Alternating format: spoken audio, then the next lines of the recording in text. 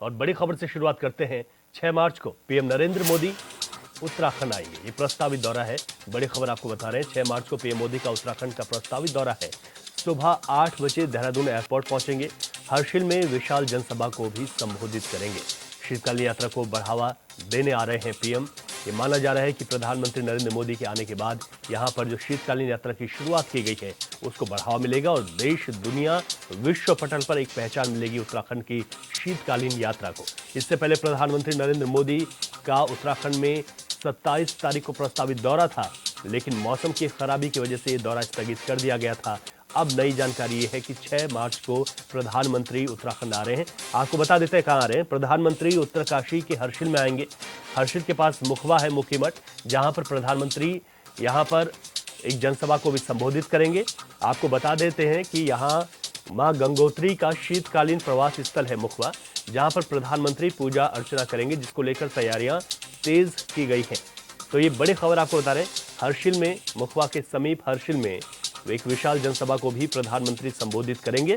शीतकालीन यात्रा में प्रधानमंत्री के आने के बाद शीतकालीन यात्रा को देश विदेश विश्व पटल पर एक पहचान मिलेगी और यहां पर भी श्रद्धालु आने वाले सालों में बड़ी संख्या में पहुंचेंगे, इस बात की उम्मीद जताई जा रही है। 38वें राष्ट्रीय खेलों में प्रधानमंत्री नरेंद्र मोदी जब उत्तराखंड आए थे तो उन्होंने संकेत दिए थे कि मैं भी शीतकालीन यात्रा में आना चाहता हूं। अब ये प्रस्तावित दौरा 6 मार्च को।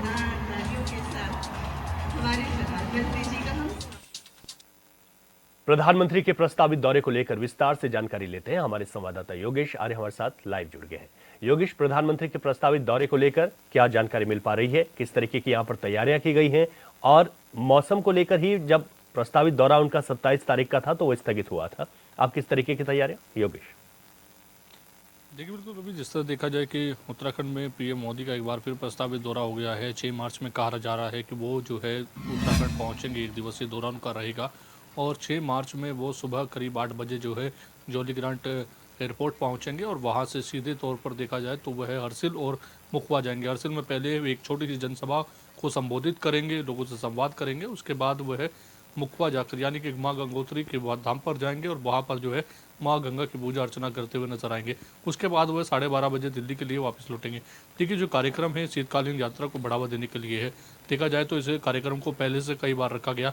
माना जा रहा था कि जिस तरह से जो 38वें राष्ट्रीय खेलों की शुरुआत हुई है उसके ठीक बाद जो है दोबारा फिर फरवरी में आएंगे। फिर फरवरी की 6 तारीख के बाद जो है 27 तारीख में प्रस्तावित हुआ दौरा। उसके बाद मौसम ने साथ नहीं दिया, मौसम का जो मिजाज था वो बदला, तो उसके कारण जो है अलर्ट जारी हुआ और साथ ही दौरे को भी स्थगित करना पड़ा। अब फिर एक बार 6 मार्च में दौरा जो है वो कहीं ना कहीं प्रस्तावित किया गया है। उसको लेकर के भारतीय जनता पार्टी तमाम तैयारियों में जुटी हुई है।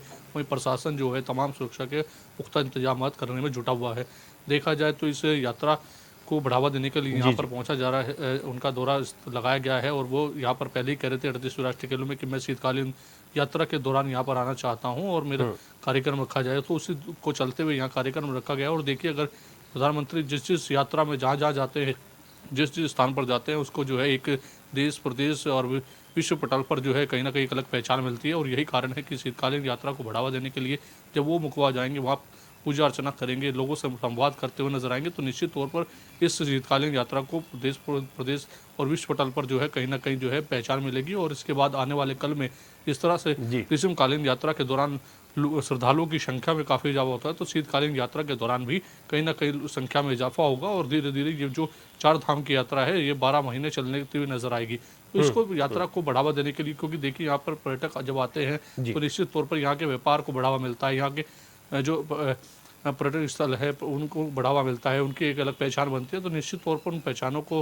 और विख्यात करने के लिए और विश्व पटल पर लगाने के लिए यहाँ पर प्रधानमंत्री नरेंद्र मोदी आ रहे हैं और निश्चित तौर पर जब वो यहाँ पर दौरा करके जाएंगे तो आने वाले कल में इससे 4 धाम यात्रा को बढ़ावा मिलता हुआ नजर आएगा। जी बिल्कुल ठीक कह रहे हैं योगेश आप। अच्छा, जिस तरीके से यहाँ पर शीतकालीन यात्रा को एक बड़े स्तर पर शुरू किया गया, हमने देखा कि मुख्यमंत्री पुष्कर सिंह धामी ने बाबा केदार की शीतकालीन प्रवासी यात्रा की शुरुआत 8 तारीख को की थी।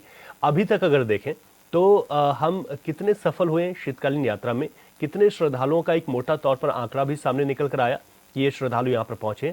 और इस शीतकालीन यात्रा को अगर देखें, क्योंकि इस वर्ष से ही इसे शुरू किया गया है, तो आने वाले जो वक्त है, आने वाले जो साल है, उसमें कितना यहाँ पर श्रद्धालुओं की संख्या हो सकती है और कैसे ये यात्रा भी अपने चरम पर होगी आने वाले सालों में? देखिए अगर इस यात्रा की बात की जाए तो देखिए जिस समय से यात्रा की शुरुआत मुख्यमंत्री पुष्कर सिंह धामी ने की थी और इसको लेकर के कहा जा रहा था कि ये शीतकालीन यात्रा जो है वो कहीं ना कहीं जो है काफ़ी विख्यात रहेगी और जो है वो वैसा ही जो है इसका रिस्पांस भी देखने को मिला कि लोगों ने मुख्यमंत्री पुष्कर सिंह धामी की इस यात्रा की शुरुआत करने के बाद ही वो शीतकालीन के जो प्रवास के दौरान जो यात्रा चलती है उसके उस पर वहाँ पर पहुँचे यात्रा की। और इसकी अगर बात करें तो आंकड़ा काफ़ी अच्छा खासा रहा, हज़ारों की संख्या में वहाँ पर लोग पहुँचे। हालांकि जिस तरह का आंकड़ा सरकार चाहती थी उस तरह का आंकड़ा अभी फिलहाल नहीं छू पाए हैं, लेकिन फिर भी जितना सरकार के अनुसार जितना हो पाया है वो काफ़ी अच्छा लग रहा है। सरकारी तौर पर अगर देखा जाए तो मुख्यमंत्री पुष्कर सिंह धामी ने कहीं अपनी जो है जनसभाओं में कहा है कि शीतकालीन यात्रा को लगातार बढ़ावा मिल रहा है।